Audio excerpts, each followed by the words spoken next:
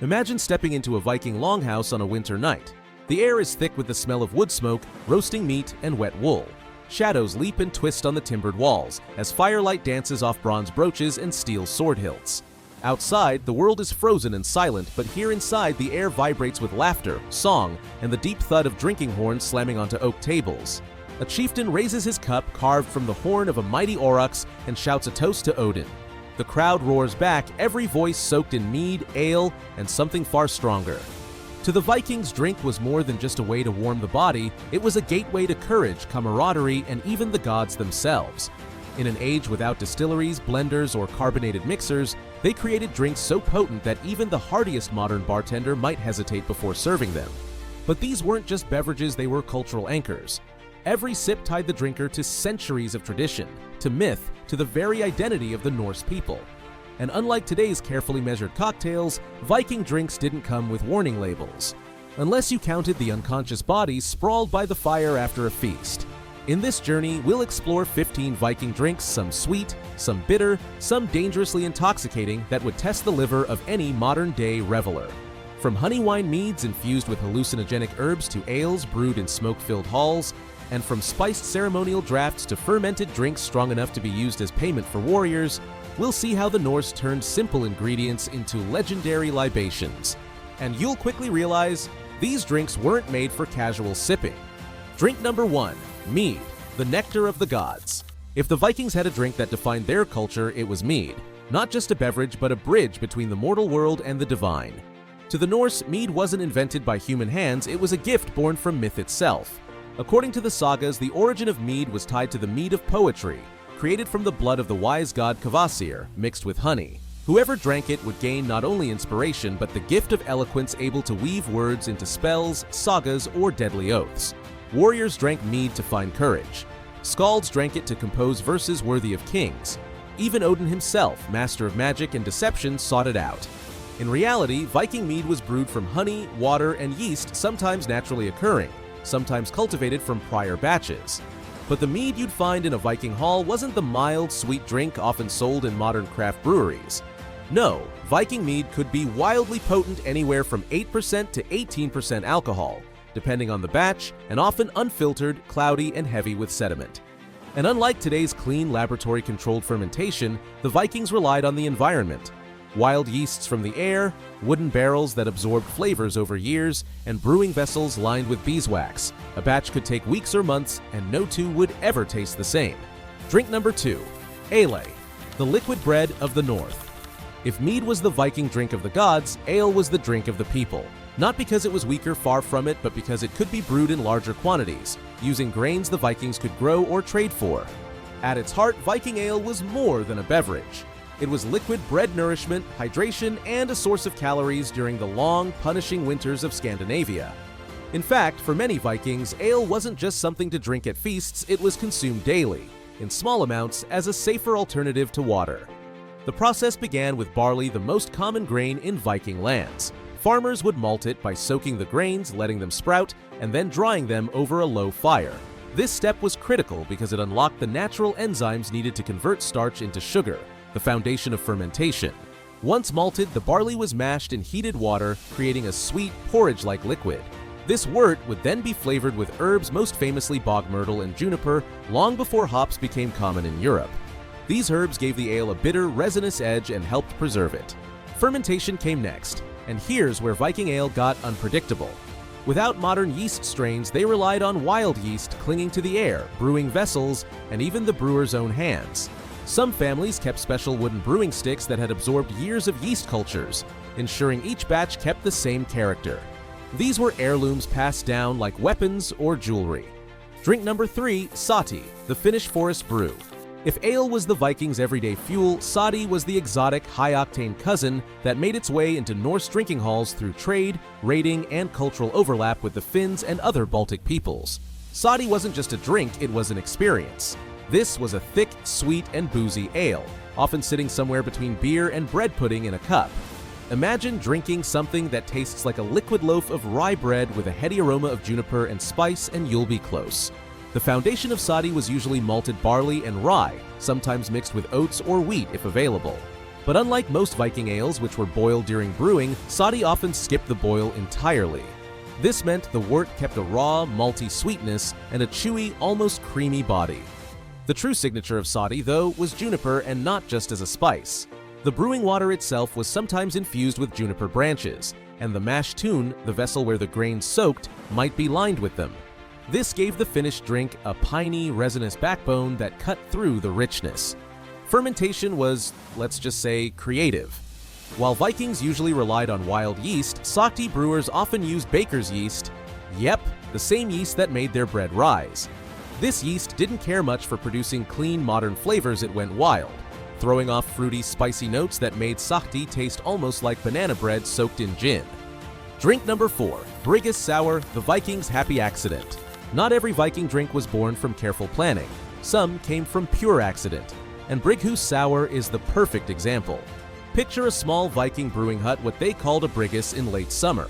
A brewer finishes a batch of ale but doesn't drink it all.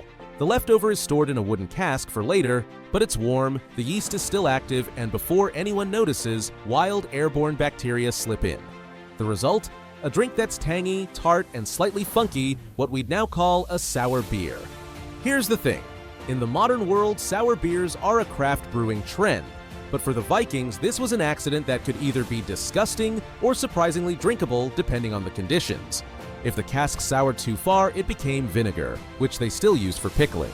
But if the balance was right sharp yet refreshing, it became a hit, especially in the heat of summer.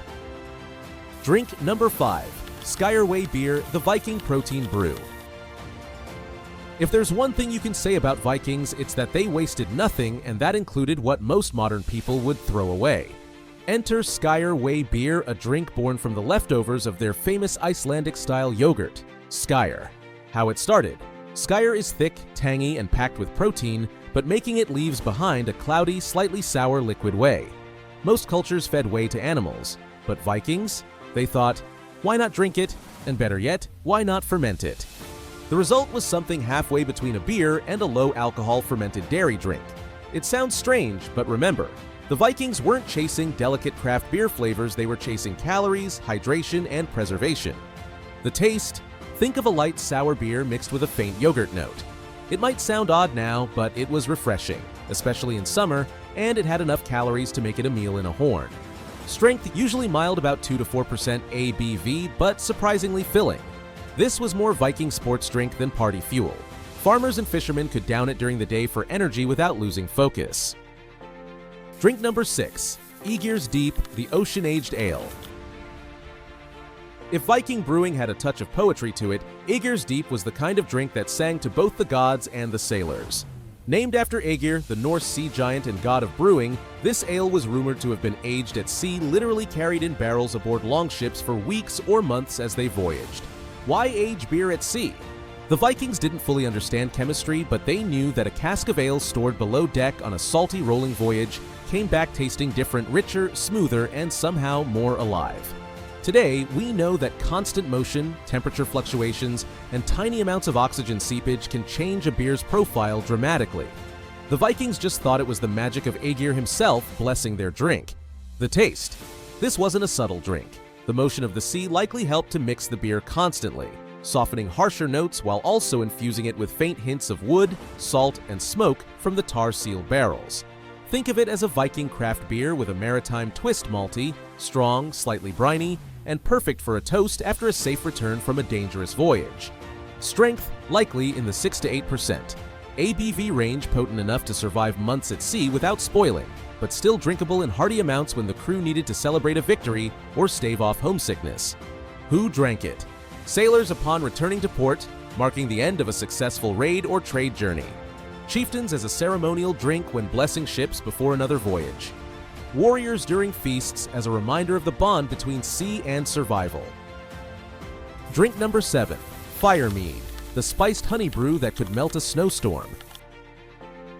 If there was one drink that could make a Viking forget the biting cold of a Nordic winter, it was Firemead, a honey-rich brew infused with enough warming spices to make even the frost giants jealous.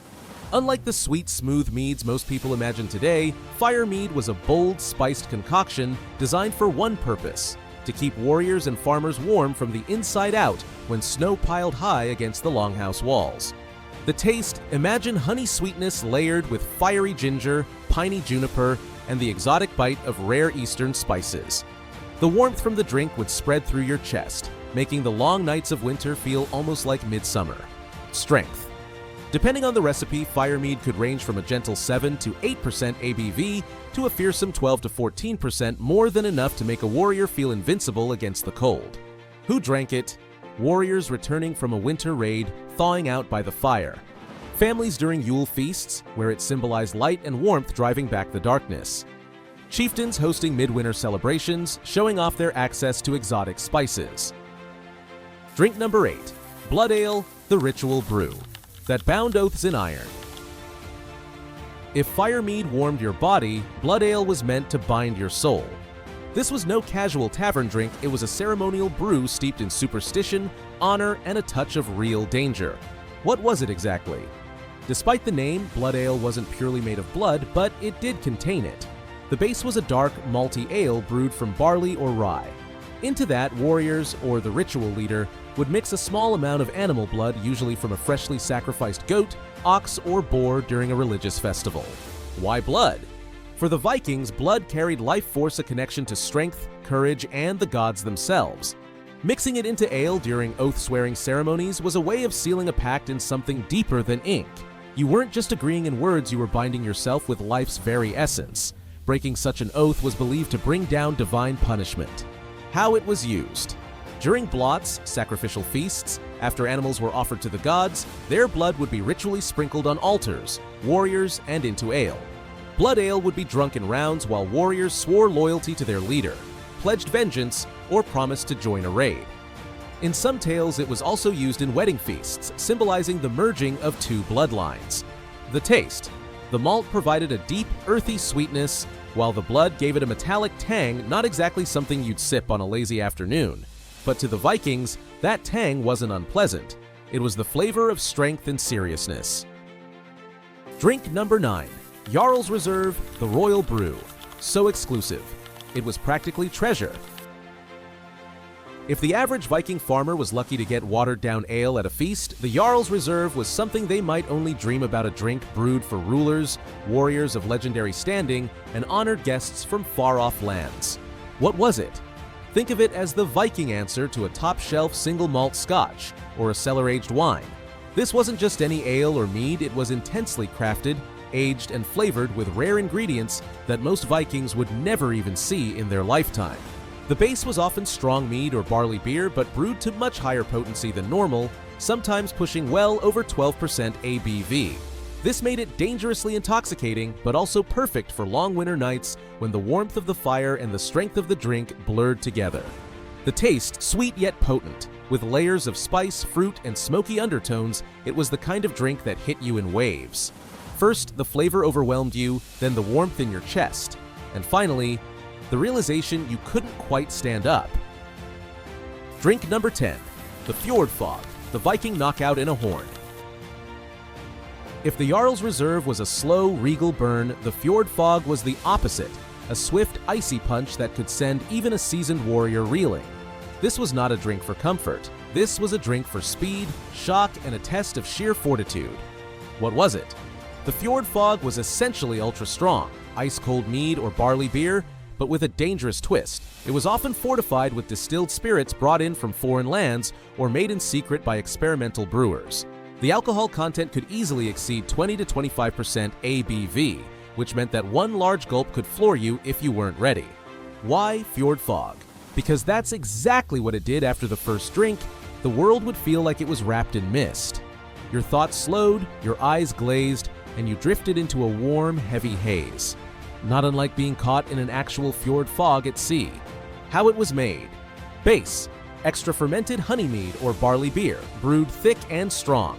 Additive: concentrated alcohol from boiled down wine or foreign spirits. Serving temperature: as cold as possible, often left outside in the winter snow before being brought in to serve.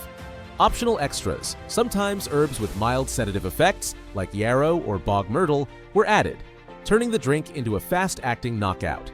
When it was served, in drinking contests to prove bravery or recklessness. At the end of feasts, when warriors were already drunk and wanted one last glorious blow.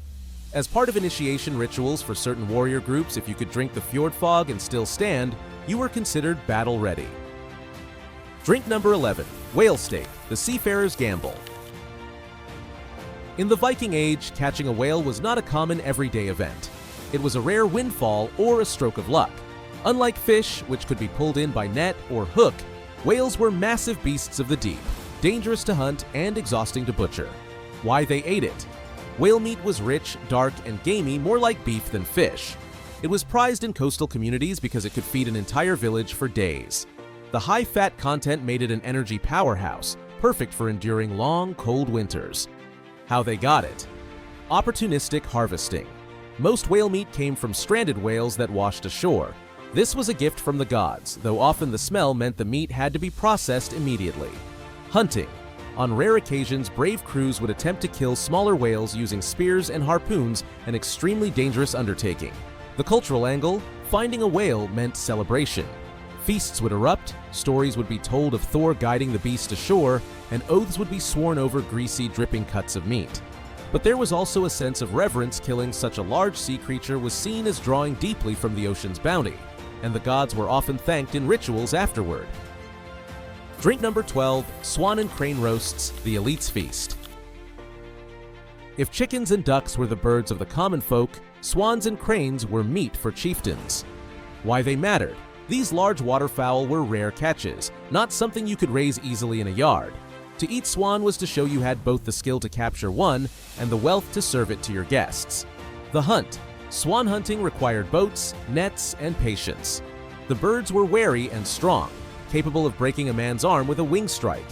Cranes, meanwhile, were pursued in wetlands and could be surprisingly dangerous if cornered. The cooking. The birds were plucked, spitted, and slow roasted over a smoky fire. The skin was basted in honey and herbs, a luxury in itself, and the meat served with wild berries and bread. The flavor was richer than duck, closer to goose, but with a faint wild tang from the bird's natural diet. Status symbol. Serving swan at a feast was a subtle way to say, I have the means to hunt what others cannot even find. It was the Viking equivalent of uncorking a rare vintage in front of your guests. Drink number 13, Pea and Herb Pottage, the everyday warrior's fuel. While grand feasts get all the attention, most Viking meals were humble and practical, and the pottage was the king of humble fare. What it was: a thick stew-like dish made from dried peas, beans, onions, and herbs, all simmered slowly until soft. Barley or oats were sometimes added for bulk. Why it worked: cheap and filling. Could be made in one pot and left to simmer while people worked. Easily adaptable to whatever was on hand: root vegetables in winter, fresh greens in summer. Flavor. Despite its simplicity, Vikings knew how to make it tasty. Wild herbs like dill, lovage, or fennel added aroma, and occasional meat scraps turned it into something special. Social context: pottage wasn't glamorous, but it was the kind of food that kept warriors going on campaign. On long voyages, dried peas and onions could be rehydrated and cooked aboard ship, a lifesaver when meat was scarce. Drink number 14, seal meat and blubber, the Arctic connection. In the far north of the Viking world, Greenland, Iceland, and the northern coasts of Norway, seals were a vital part of survival. Why they relied on it? Seals provided not just meat, but fat for energy and skins for waterproof clothing. Their meat was high in iron and had a deep, savory flavor, while the blubber was an almost pure calorie bomb. The hunt. Seal hunting was done with harpoons or clubs, often on ice floes or rocky shores where the animals rested. It required stealth, skill, and patience. One wrong move, and the whole group would slip into the water. Cooking and preservation. Fresh seal meat could be boiled or roasted, but more often it was dried, smoked, or fermented for long storage. The blubber was sometimes eaten raw, especially in Greenland settlements, or rendered into oil. Taste and texture. To those not raised on it, seal meat could be intense, like an ultra-rich, slightly fishy beef. But to northern Vikings, it was as normal as beef stew. Drink number 15, hazelnut honey cakes, sweet victory in a bite. Amid all the meat and fish, the Vikings still loved their treats, and hazelnut honey cakes were a sweet indulgence. The ingredients: crushed hazelnuts, abundant in Scandinavian forests. barley or rye flour, honey for sweetness, sometimes dried berries for tartness. The method. The mixture was shaped into small, flat cakes and cooked on hot stones or in clay ovens. The result was chewy, nutty, and just sweet enough to feel special. When they were eaten, often during festivals or after successful hunts, these cakes were a way to mark victory or celebration. Some sagas even mention warriors receiving honey cakes as part of a welcome feast upon returning from raids.